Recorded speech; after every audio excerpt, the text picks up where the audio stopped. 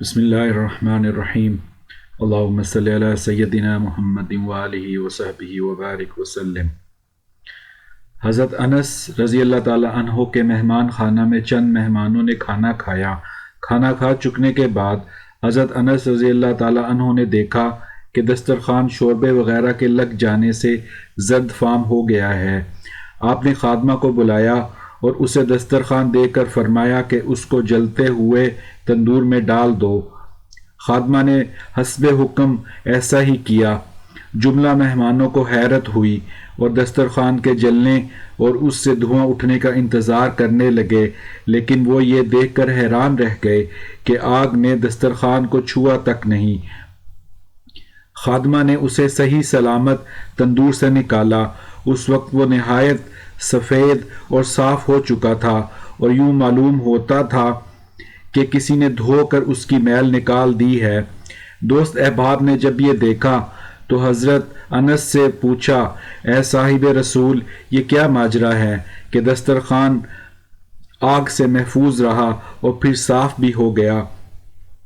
حضرت انس نے فرمایا، اس کا سبب یہ ہے کہ حضور پرنور صلی اللہ علیہ وآلہ وسلم نے اس دسترخوان سے بارہا دست مبارک کو صاف کیا ہے، اس لیے اسے آگ نہیں جلا سکی۔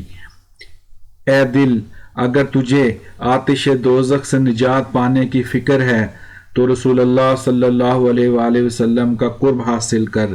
جب آپ کے دست مبارک لگنے سے بے جان چیز کو جلنے سے بچا لیا گیا تو جو آپ کا عاشق زار ہوگا، جس کی آپ صلی اللہ علیہ وآلہ وسلم سے نسبت ہوگی، وہ کیسے جلے گا؟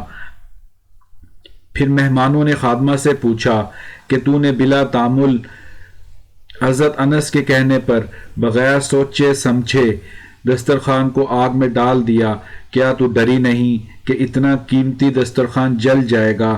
اس نے جواب دیا، میں حکم کی غلام ہوں اور مجھے یہ یقین ہے کہ آپ جو حکم فرمائیں گے وہ نقصان رساں نہ ہوگا۔ مولانا روم نصیحت فرماتے ہیں کہ وہ شخص جس کا دل جہنم کی آگ اور عذاب سے خوف زدہ ہو، اس کو چاہیے کہ ایسے مبارک ہاتھوں اور لبوں کے قریب ہو جائے جن کا طریقہ اتباع سنت ہو۔ خدا کے پیارے حبیب حضرت صلی اللہ علیہ وآلہ وسلم کے دست مبارک اور ودھا مکھڑے والے لب مبارک اگر کسی چیز کو مس کر لیں تو ان کو یہ شرف حاصل ہو جاتا ہے کہ انہیں آگ نہیں چھو سکتی، اور جو امتی سرکار کریم صلی اللہ علیہ وآلہ وسلم سے عقیدت اور محبت رکھے گا تو نہ جانے آپ علیہ السلام اس کو کیا کچھ عطا فرمائیں گے۔